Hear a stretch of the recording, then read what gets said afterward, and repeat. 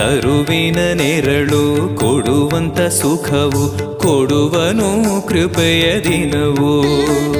ಸ್ಥಿರ ಇರುವ ಮನ ಎನಗಿರಲಿ ಶರಣಾಗತಿ ಎಂದು ಬರಲಿ. ಭಗವಂತನ ಪ್ರಿಯ ಮಗನಿವನ ಸಾರಿ ಬದುಕು ಇರಲಿ.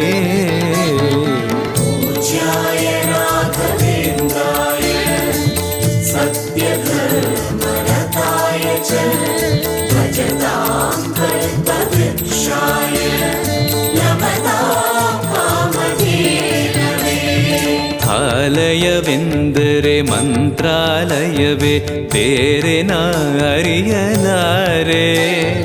ರಾಜನು ಎಂದರೆ ಶ್ರೀ ಗುರುರಾಜನೇ ಮತ್ತು ನಾ ತಿಳಿಯಲಾರೆ.